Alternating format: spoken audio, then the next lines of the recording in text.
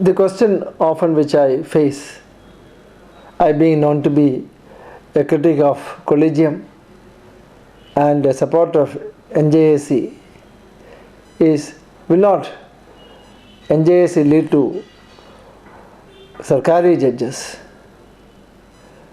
Will it not amount to a domination of the executive in the matter of appointment to the judges? This is a misconception. The NJAC is painted as a Sarkari commission.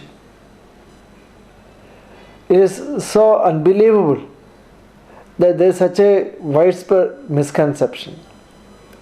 The reason being, the print media, the electronic media, and the legal fraternity have not enough said vocally, honestly, and in clear terms told the public at large what exactly is the composition of the NJAC. National Judicial Appointments Commission is not the creation of the BJP government. National Judicial Appointments Commission is the realization of a process, a demand, which is almost a consensual one since 1989. When the BP Singh government came into power, Dinesh Goswami, then Minister of Law and Justice of the BP Singh government, an eminent lawyer himself, he then piloted a constitution amendment, 67 constitution amendment, and that bill lapsed for creation of a National Judicial Appointments Commission. And then after the BP Singh governments, we had we had many extremely weak governments, weak executive, weak prime ministers. Narasimha Rao, prime minister's government was a minority one, followed by Chandrasekhar, Deva Gowda, then Gujarat, all minority governments, weak executive. And it is when the executive became weak, then the judiciary took over and took over the appointment of the judges of the High Courts and Supreme Court. And by virtue of, literally by rewriting the Constitution, in 1993, the Collegium system came into existence. It's a result of judicial, not lawmaking, clearing of the Constitution. It is rewriting the Constitution. Then after that, during the Vajpayee government, a commission was constituted headed by Justice Venkatachalayya for making recommendations as to the functioning of the Constitution. And Venkatachalayya committee also recommended a Judicial Appointments Commission. And the current NJAC, it's the same thing, except that in Venkatachalayya Commission there is only one member from representing the civil society. Here the current NJAC had 6 members. NJAC which was aborted, not current, which was aborted, which was never ever allowed to even take birth. The NJAC, the chairman of the NJAC is the Chief Justice of India, and the other 2 are the 2 senior most judges of the Supreme Court. So out of 6, 3 are the judges, and the remaining 3, 2 eminent members, and they're to be nominated by a committee consisting of the Prime Minister, the Chief Justice of India, and the leader of the opposition. And the single man who is representing the government is the Law Minister as ex officio member.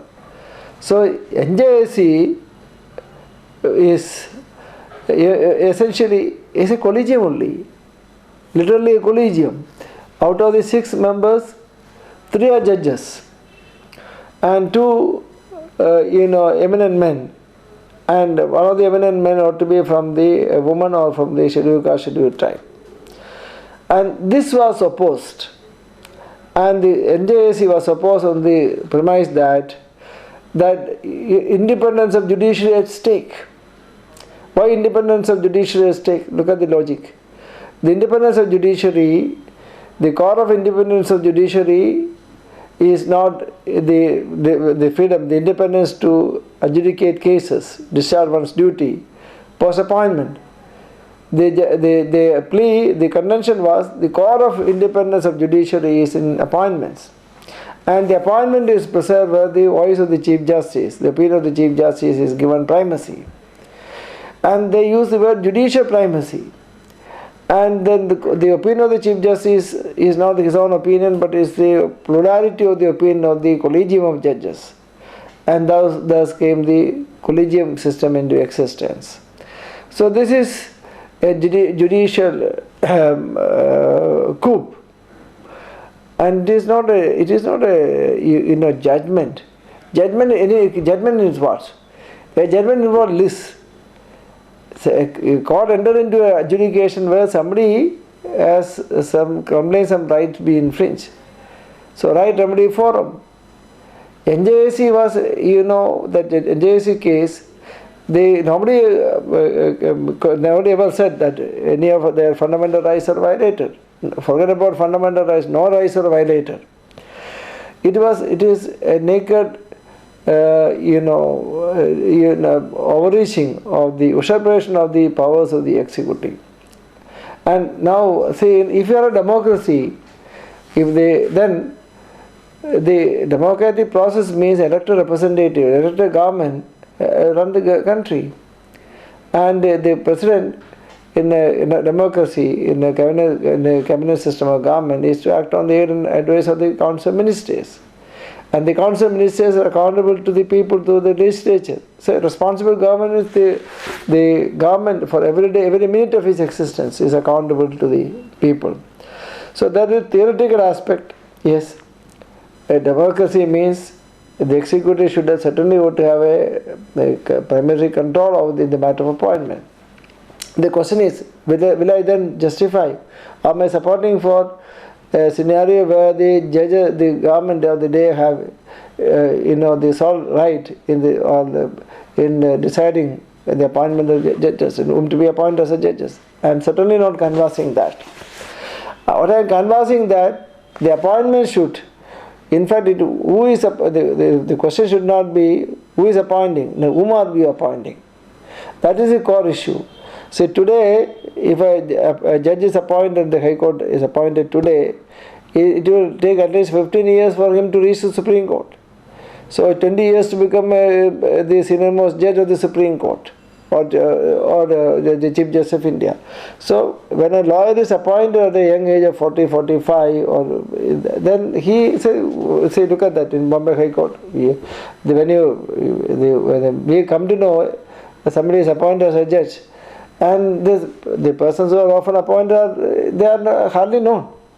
So in the initial appointment stage, not because somebody is appointed as judge because of his eminent merit or recognition, nothing of the sort. Most of the judges in Bombay High Court, I can say, most of the people who are appointed are hardly ever known even.